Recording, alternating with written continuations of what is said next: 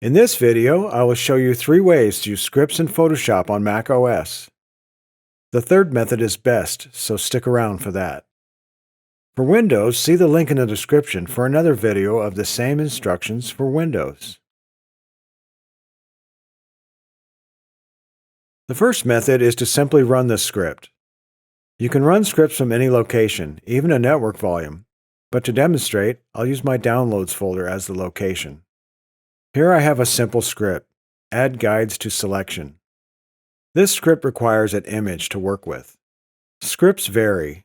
Some require an image is open, others might have a button to select a folder or image, and then proceed from there. Also, this script needs a selection that it reads to know where to add the guides. For this example, I'll use Select Subject. With an image now open and area selected, we're ready to run the script. Go to the File menu, Scripts, Browse. Navigate to the folder where the script is located, in my case, the Downloads folder. Select the script and click Open, and the script runs. You can see the result. Guides have been added to the edges of the selection. This method works fine for a script you want to run one time, but for a script you expect to use often, repeating these mouse clicks every time is tedious. The second method adds the script to Photoshop, and then it appears in the Scripts menu. Begin at the Finder. Open the Go menu. Choose Applications. The Applications folder opens. Look for the Photoshop folder and open it. Open the Presets folder. Within that is the Scripts folder. These are the scripts that are part of Photoshop. This is where the scripts go: Applications, Photoshop, Presets, Scripts. Open the folder where the desired script is located. In my case, the Downloads folder. Copy the script to the Photoshop Scripts folder. If on the same drive, to copy, hold the Option key while dragging, otherwise the file is moved. But if you want to move the file, don't hold the Option key. Your choice. Because the Photoshop Scripts folder is below the Applications folder, you must authenticate for security reasons. And now the script is added to Photoshop. If Photoshop is open, you'll have to exit and relaunch it for the script to appear. We'll do that now.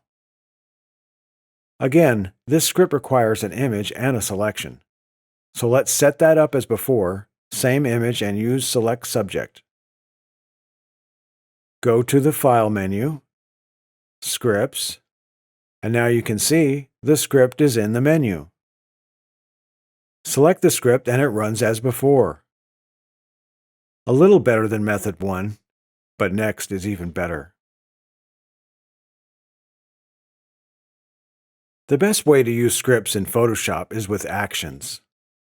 With this method, keep in mind the script file should be parked where you expect it to stay, because if the script file is moved later, that breaks the action. The location you choose could be anywhere, even a network volume. But to demonstrate, I'll select my Home folder as the location. Here I'll add a folder named Scripts and put the script there. Now the script is parked where it will stay. Go back to Photoshop and prepare to run the script. Like before, in this case we need an image open with a selection. This step is important because the action is only recorded if the script succeeds. If for some reason the script fails because of an error, nothing is recorded. Now we're ready to run the script. Open the Actions panel. You may already have an action set for scripts. If not, you can make one now. Click the Actions panel flyout menu. Select New Set. Give it a name, for example, Scripts. You may name your new action set however you like. With the new set selected, again click the flyout menu, and this time select New Action. We'll call this one Add Guides. Again, the choice is yours. Click Record. Now every mouse click is recorded. Note the Record button is active. Remember, anything clicked now is added to the action. Only click what you want in the action. Like before, go to the File menu, Scripts, Browse. Navigate to the location of the script file. In this case, I have it in my Home folder, Scripts folder. Select the script file and click Open. If all goes well, the script should run. Notice the action is still recording. You need to stop it or other mouse clicks will keep getting added. As long as the script didn't get an error, the action should now be complete. So let's try it out. We'll back up the history to where the image was ready for the script to run. Now go back to the Actions panel, select the action, and click the Play button. There it is. As you can see, that was much fewer mouse clicks. You may also assign a function key to the action that runs the script. In the Actions panel, double-click the blank area to the right of the action name. Action Options is displayed. Set the function key option as desired.